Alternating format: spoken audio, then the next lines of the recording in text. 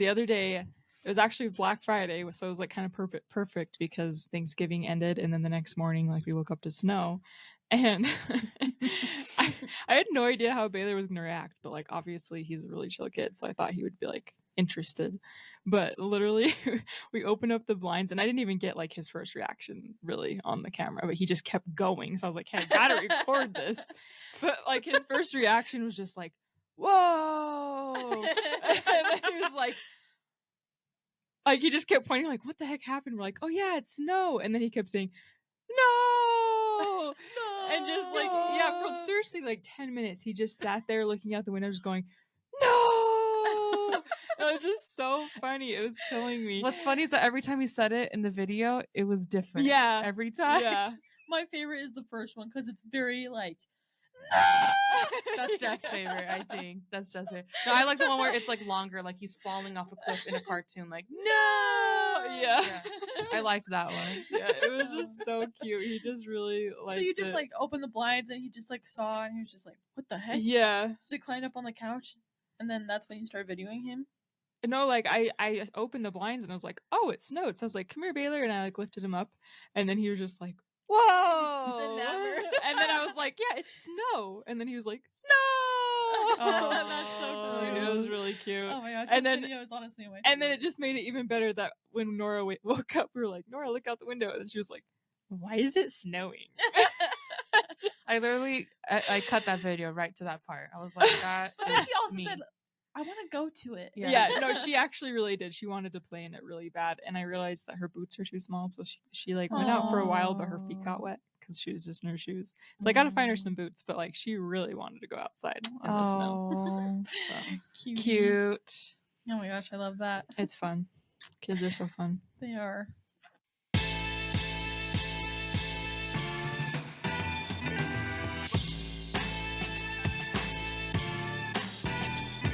Hey everybody, you're listening to Siscussions with Heidi, Nat, and Kim.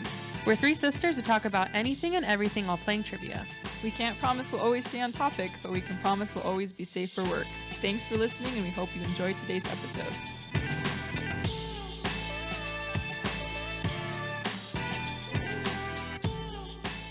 So today, my friends, we are going to be doing a movie review of a Christmas movie, which a lot of people think is a Christmas is a Christmas movie, but it's kind of like an all year kind of movie. It really is. So it's called The Holiday. Mm-hmm. I'm sure many of you guys have heard it and seen it, but it's a very good movie. When did it come out?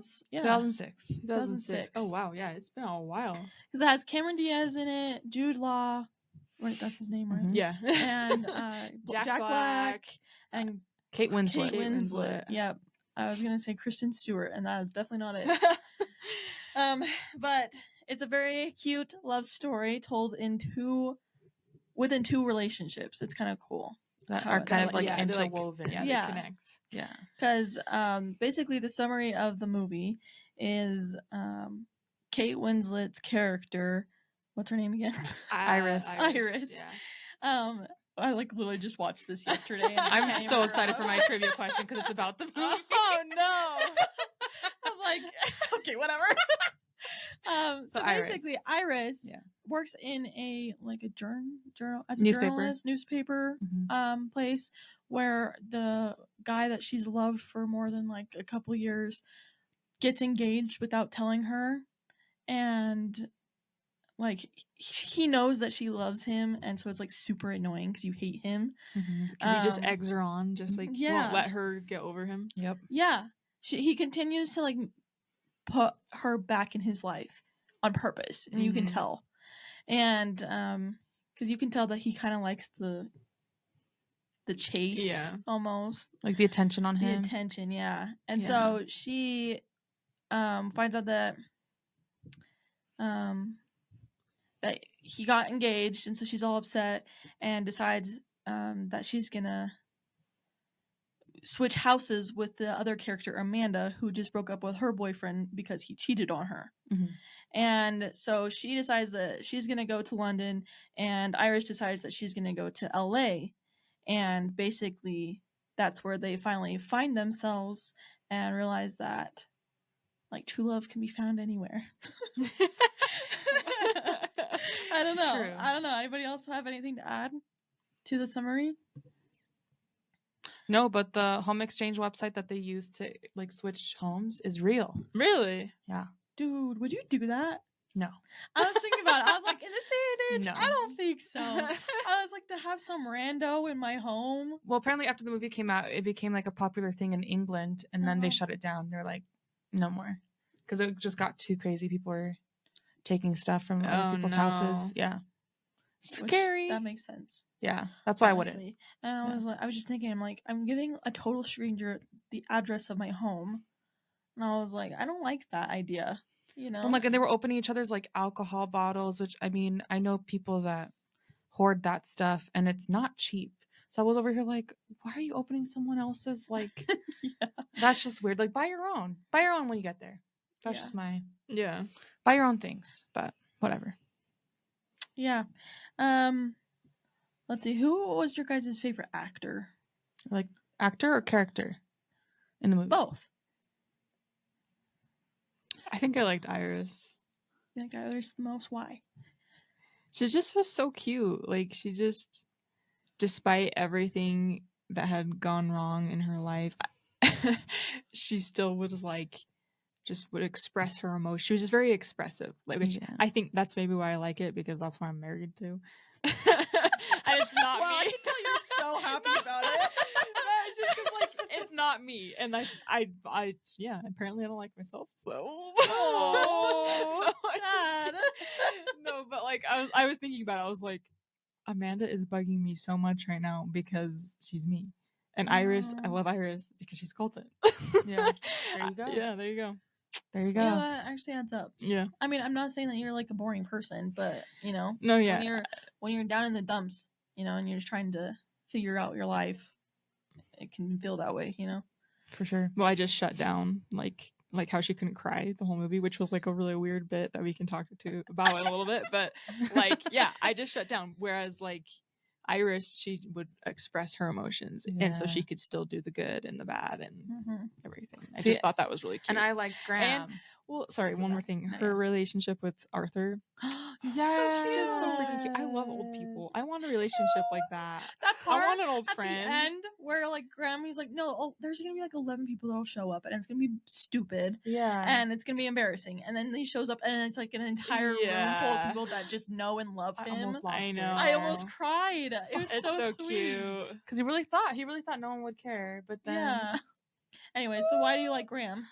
Same thing, but it like because I Graham's like really good. I like when because he balances Amanda out because he shows his emotion and he expresses like he was the one that told her first, I'm in love with you, and I'm just sorry it's the Simpkins. We like the Simpkins. Yes, we do. Honestly, I feel like me and Wesley, I kind of relate to that relationship because I'm always but what if this happens and I don't know about this and I'm worried about this and you know, and then Wesley's just like, but let's just have fun and I love you and it's gonna be good and we're gonna have a good time. Like let's just be positive. And like I just felt like that was just us because I'm the worrier in the relationship and he's just the go with the flow. It is what it is type. Yeah, and that's kind of how he was. Yeah, and so that's why I liked it.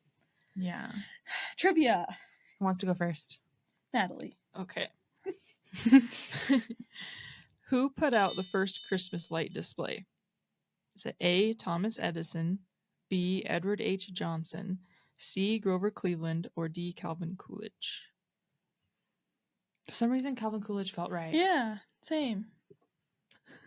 Is that final answer? Yeah. No. God dang it. It's Thomas Edison. Because like, but each of these people had like a connection. Because like Thomas Edison, he obviously made the light bulb, and then like shortly after, he made like a string of lights and like put it out for Christmas. Cool. But Edward H. Johnson was the first one to put the lights on the Christmas tree, and then Grover Cleveland was the first to have like a Christmas tree in the White House or something, like a lighted one. Oh, that's cool. And then Calvin Coolidge was the I first didn't know that. to like have like a national Christmas tree or something like that. That's cool. So, a national Christmas tree.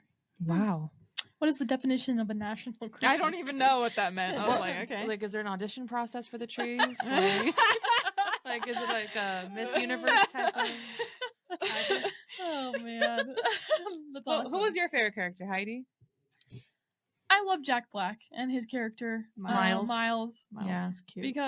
But also Graham is probably the next one. I'm a sucker for the male main characters. Yeah. Well, it's just because Miles, he's just such a cutie. He shows up randomly, helps his friend out get his like laptop right from the house, and he's just like, "Hey, who are you?" And he's just like super chill about it, and he's just like, "Oh, that's way cool." He's just very just like welcoming, and he's just that type that you feel comfortable around no matter who you are. Mm-hmm. You know, because he just like doesn't care. And he's just like, wow, way cool. And is like genuine about it. Yeah. And I love those people. Mm-hmm. Yeah. I wish I could be that person where I'm just like super genuine about everything. I mean, I try to be, but like just have somebody that you just are so comfortable around like that. And I feel like Iris needed that. Yeah. To have somebody so just like uplifting and just, I'm here for you and I'm about you, because like he's a one-on-one type of person. And I feel like it just works so well. Mm-hmm. But, yeah, I also love that because I feel like Americans are known for being colder than other cultures. Yeah. And so the fact that he was so welcoming and warm from the start, I feel like was a good way for her to have her like coming of age arc in this whole thing. So, yeah. Yeah. So Cute. good. Do we want to talk about each character's like arc? Yeah, why Yeah, not? let's do it. Oh, okay. I have a question. Let's start with Graham, because did you guys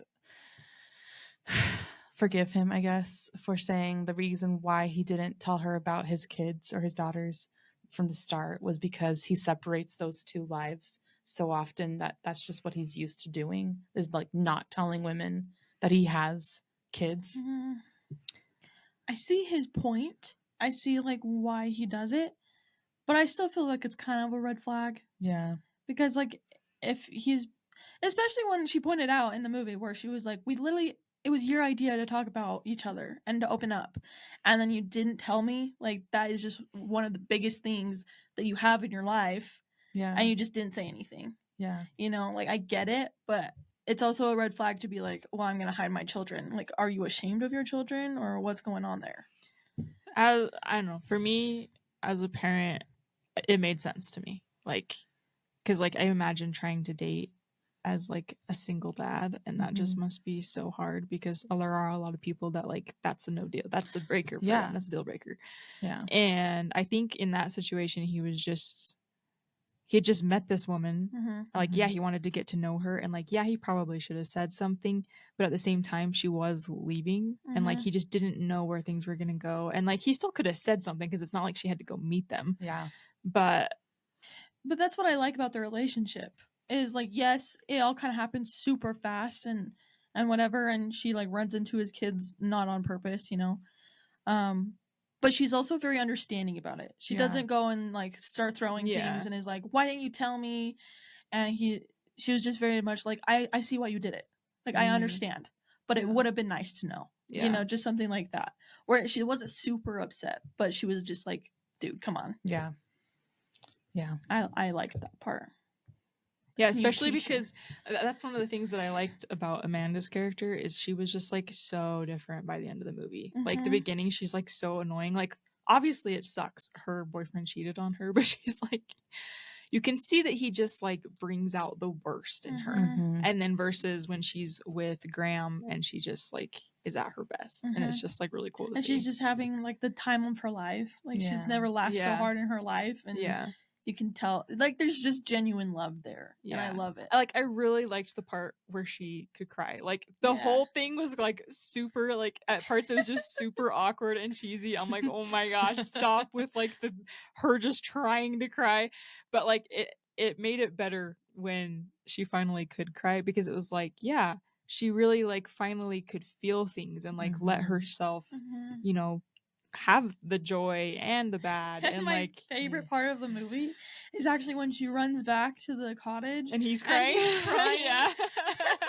I thought it was so cute, because that's definitely me and Wesley. I'm the one that like realizes things, and he's just over there like so happy he's crying, you know. It's so cute. I love him.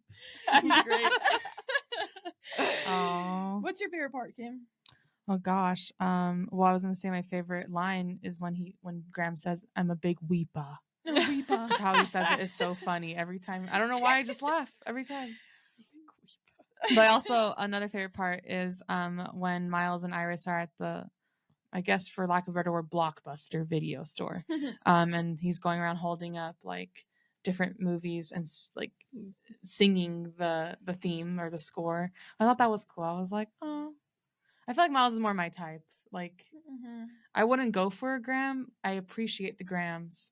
I would go for the Miles. Do you think Jeff is a Miles? I feel like Jeff is neither. But I've told people like Jeff is not the usual type that I would have gone for, but like he is, but he isn't, if that makes sense. Like he's funny in like the less class clowny way that I was going for before. He's very much like a closed clown. Yes. Yeah, because he's hilarious. He's so funny to like so his family and people he's close with, but like you can't catch him making a joke. Yeah, in public. To like someone he just met, like Jack Blackwood. He's very just like stoic and just closed off a little bit. But when you get to know him, he's great. Exactly, he's so funny. That's what I'm saying. Like I used to go for like the overly funny and it was too much. Yeah. And so I like that Jeff is like I always had a crush on the class clown. Like Me too. That was who I like went after. Yeah. But those guys that are just very much they're only funny to you are my favorite people. Or like they would be off to the side like saying an inside joke. Yeah. That's those are the ones. Okay. I'll go. Where is it? Okay, mine is not multiple choice. You guys are gonna have to use your brains. Just do it. All right. Okay. So, the holiday. This movie features a trailer for a movie coming out Christmas Day. Who are the stars of that movie? Lindsay Lohan and James Franco. Yeah, good job. Wesley, I would watch that movie.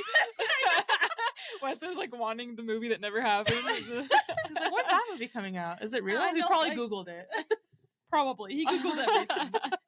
Like, let me see if that's... He just got to know, which is fair. That's Colton too. Yeah, I think that's all of them because Jeff's the same way. I'll say something. I'll be like, "It's snowing outside. Is it? Is it snowing outside?" Instead of looking out the door or out the window, like what? Anyways, the weather app. Yeah, never lies. Like why? What? He just wants to verify, which is fine. So, yeah, that's awesome. Okay. Is there a part in the movie that you like really didn't like? The whole character of the Iris dude. What's his name? Oh yeah. What's his name? Spence. No, Jacob. No, Jasper. Yeah, Jasper. I can totally see how you like named that. See, like two of those names merged to Jasper. Jasper. Yeah. Well, did you know? I actually looked this up when I was looking at the trivia question. So the actor Rufus Sewell, he and Kate Winslet dated in real life. Oh, really? Before that movie. He's kind of ugly. That's not nice, Heidi. He's kind of not attractive. That's true. So, like, I don't know. Even from the beginning, I was like, but he was very like charming. Oh, he like was. The things he said. I could see like, the appeal. Oh yeah, okay. Yeah, I could see kind of the appeal. Yeah, I wouldn't fall for it, but I was like, I see why other girls might fall into that hole. You know, that was just so hard to watch though, because like she knew exactly what was happening, and she still would fall for it. Like until she just like didn't have the strength to like resist or stand up to it. Exactly, and that's why the part where he like calls her to like fix his manuscripts or whatever, and she just goes back to bed because she's just like so drained by that interaction, because like he made it seem like he remembered something about their past and he was actually talking to somebody else, and she was just like, am I nothing but a walking editor to you? Is that all you want from me? And that's like very heartbreaking when you like realize that nope, that person doesn't care about you. Somebody that you care about so much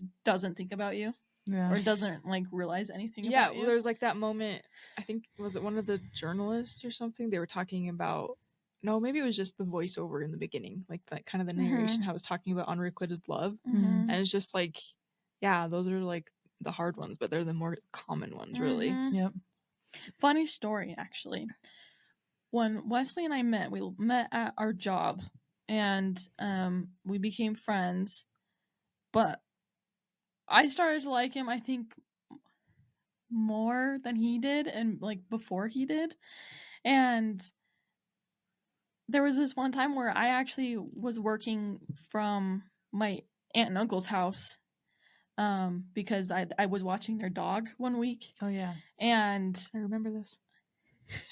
I came back and Wesley had said something like I was there, like I had been a part of it, and I was like, dude, I've been gone for a week, didn't you notice? And he's like, ooh, not really.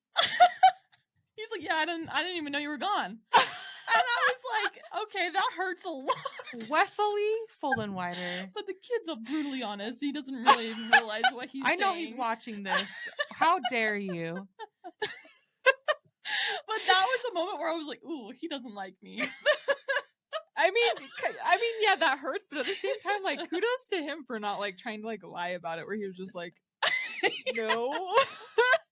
But I mean, it hurt, and I was kind of upset by it. But at the same time, I was like, he doesn't owe me anything. Yeah. So I was like, whatever, and I just moved on. But and look where you are now. 2 months later, we got together. So yeah, it worked out. Yeah, it worked out. Like, focus on the now. But man, I mean, you can count on Wesley for always being honest. Yeah. So it's true. There's that. There's that. I don't know. I think he's afraid of being honest with me because of how I react. But he says it in a nice way. Yeah. Something mean. Anyway, okay. Okay. But like, when we talk about like, that was my least favorite character, yes. But honestly, to have a character that you hate so much, when he's not even really like, he's the villain of the story, but he's just a very like, you know, he's that guy that everybody knows, you know? So like, to have a character interwoven with all these like other characters, I feel like they just wrote the story so well. Yeah, and I think he was necessary because as you were talking about it, and like Nat brought this up with Amanda, that her, or maybe it was you, I don't know, that Amanda's ex like brought out the worst in her and like made her react so strongly and aggressively in the beginning of the movie, whereas like I feel like Iris's character was the same way. Like, Jasper brought out the worst in her in just different ways. Yeah. Like, he like mitigated her. The needy and not only that, like the fact like her character was so real, like, and so personal to me because of her reaction after the phone call, where she literally had just gotten out of bed and was dancing. She was feeling good. She was feeling so good about herself, happy to be in LA and everything, and then she gets a phone call from him and immediately her mood changes. Yeah. And then she has to go back to sleep because she's just like, she lowers the blinds, goes back to sleep. Like, that's something that I've gone through before, and that's not good. And so like I feel like her reaction to that was like similar, but also the opposite of what Amanda was going through with her ex. That's so true. That's a good point. Because by the end of the movie, she could raise her voice, like really stand up for herself. Yeah. So like kick him to the curb. Yeah, and then Amanda became very like more emotional and like Iris. Yeah. So Iris had to become like Amanda, and then they switched houses too. And why? Friday. Anyway, that's awesome. That's a good thought. I say shout out to Mrs. Smith from high school. She'd be proud. Oh my goodness. All right, trivia. All right, Heidi. What is the most popular Christmas movie according to Vulture from the New York Times? Is it A Christmas Carol, Miracle on 34th Street, It's a Wonderful Life, or How the Grinch Stole Christmas? Oh, I want it to be The Grinch, but It's a Wonderful Life or Miracle on 34th Street. I'm going to go with Miracle on 34th Street just because I know a lot of people die for that film. It's a Wonderful Life. That is correct. Yes. I wanted it to be The Grinch, though.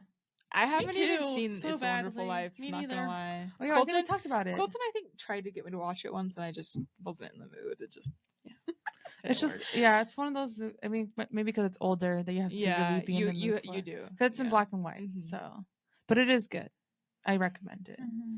Just one time watch. Though. I know everybody's like, it's worth watching at least once because it has a lot of good messages in it. It does. But okay, how do we feel about A Christmas Carol? I don't like it. Yeah, it's always overdone. Annoyed me. I never have. Overdone. Yeah. I like every time I've like watched it, I'm kind of just like, okay, dude, stop being so mean and just like grow up. You're 90 years old. And I'm like, why are you such a grump? Just realize that life is short, you know? But I do like the Muppet version though. That is actually a good version. That is a good version. Dare I say, the Muppets should remake every movie out there. Because sometimes they're way better. Like, I don't know. I mean, they can remake Pride and Prejudice and just have someone be Mr. Darcy. You know? Yeah.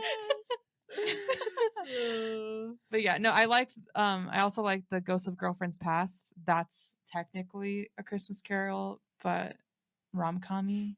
So I do like that one. I think I've seen that one. Yeah. Yeah, with Matthew McConaughey. Yeah. Yeah, he's in a lot of good ones. We don't talk about him enough. We don't. We should. We should have a Matthew McConaughey episode. Did you know he's a professor at like something in Texas, a university in Texas, teaching what? A&T. Is that school? AMT? I don't know. I thought of A&W, but that's a restaurant. I'm gonna hit myself because Katie, my friend, used to be obsessed with this boy that moved to Texas to go to that school, and he was on the football team, and she would talk about that school nonstop, and so like I should Texas know A&M. Yes. Yes. How did I know? Sorry, I don't know why that came.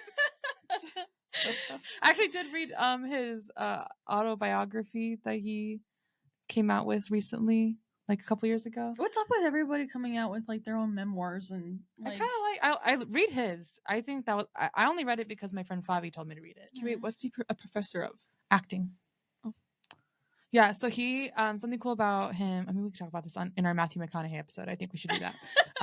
That he was known for rom-coms for so long, but he didn't want to be that guy anymore, and so he turned down so many jobs. And he talks about it in his book. Like, there was a movie that was going to be made, and this company came to him and they were like, we want you to lead it, we'll give you whatever money you want. And he turned down a lot of money for it. I think like upwards of like, gosh, 15, 16, $20 million for a movie, and just because he wanted to be considered more serious. And that's why he started doing other things. And then eventually he did things like Interstellar, which he was great in. I was gonna say I will never get over like the scene of him crying when he comes back and realizes that his daughter grew up. And they did that in one take.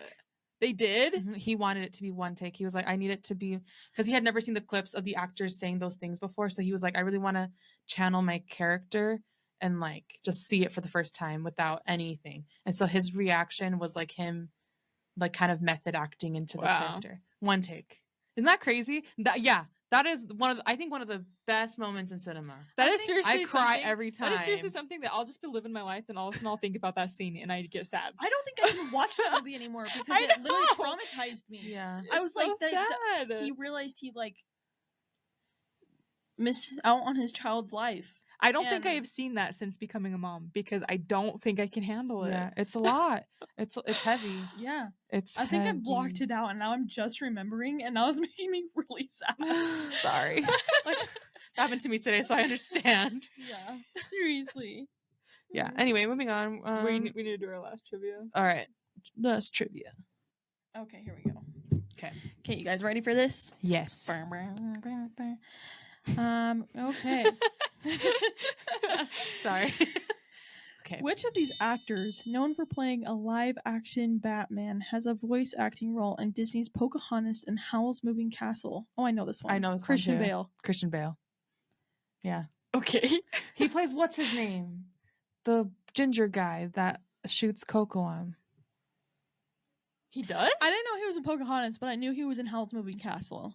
And he's also in another, is it Studio Ghibli film? Ghibli? I don't know, but it's one of Wesley's like favorite genres. Yeah, we don't even need to scroll for the answer. Because Yeah. you knew Howl's Moving Castle. I knew Pocahontas. Yep. We're not the same. Christian Bale. But we are the same. Nice job. Christian Bale. Nice. Yeah. Thanks for listening to Siscussions. Make sure to follow us on Instagram at Siscussions Podcast to check out weekly highlights of each episode. Make sure to listen in when you need a sister or three. Catch you next week.